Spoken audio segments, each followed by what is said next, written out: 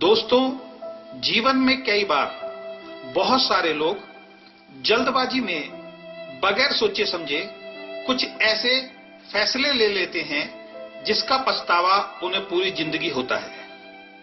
बगैर सोचे समझे जल्दबाजी में लिए गए फैसलों से कई बार बड़े बड़े नुकसान लोगों को उठाने पड़ते हैं। एक कहानी के माध्यम से आपको मैं ये समझाने की कोशिश करूंगा।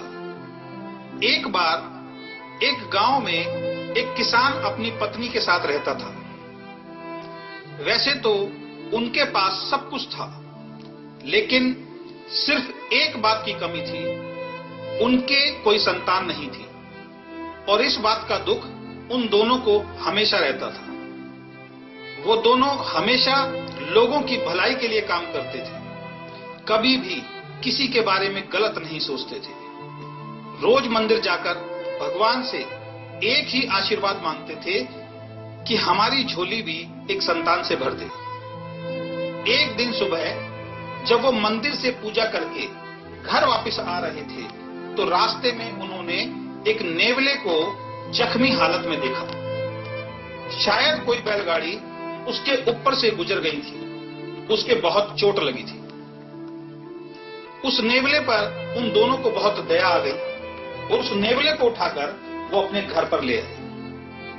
उसके जख्मों पर दवाई लगाई और रोज उसकी देखभाल करने लगे।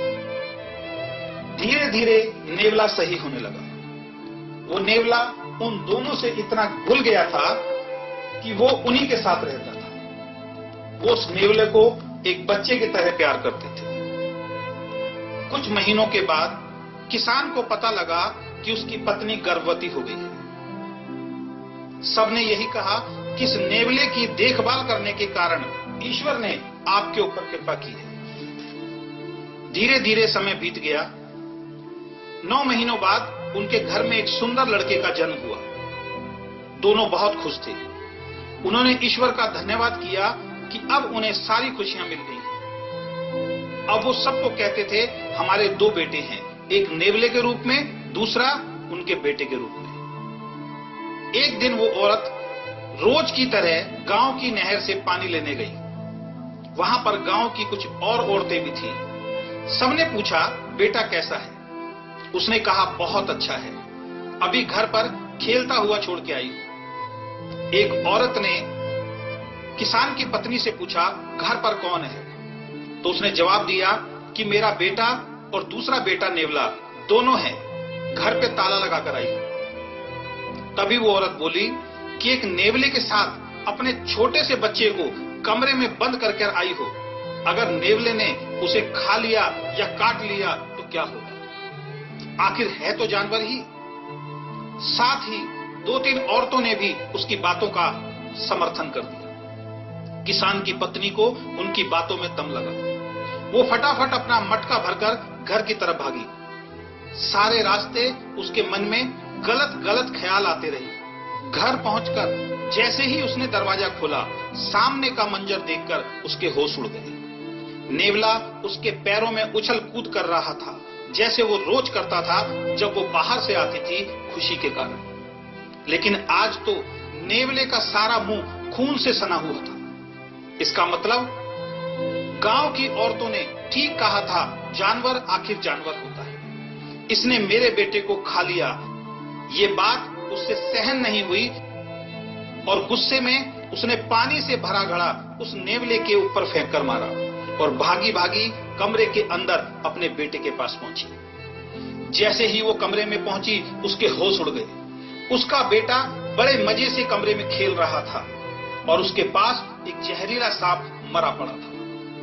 इसका मतलब वो जहरीला सांप उसके लड़के को डसने के लिए बढ़ रहा था।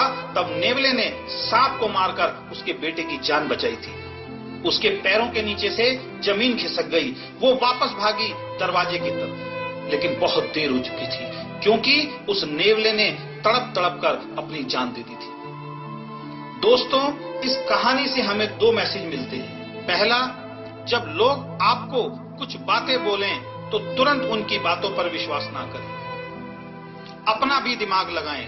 और दूसरा, जल्दबाजी में फैसला ना लें। अगर फैसला लेना ही है तो कुछ देर सोच के ले।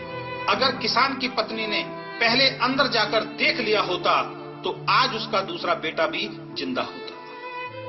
एक बात हमेशा याद रखें, दुनिया में दो तरह के लोग होते हैं। पहले वो जो पहले कोई काम करते हैं और बाद में सोचते हैं, और दूसरे जो पहले सोचते हैं और बाद में काम करते हैं। और जो पहले सोचते हैं और सोच समझकर काम करते हैं वही जीवन में सफल होते हैं। इसलिए किसी ने कहा है, 1 मिनट में जीवन नहीं बदलता, लेकिन 1 मिनट सोचकर लिए गए फैसले से पूरा जीवन बदल जाता है। तो मेरी आप सभी लोगों से यही रिक्वेस्ट है, जीवन में कभी भी कुछ निर्णय लेना पड़े, कुछ फैसला लेना पड़े, तो बहुत आराम से सोच समझने के बाद ही उस काम के लिए फैसला करें। धन्यवाद।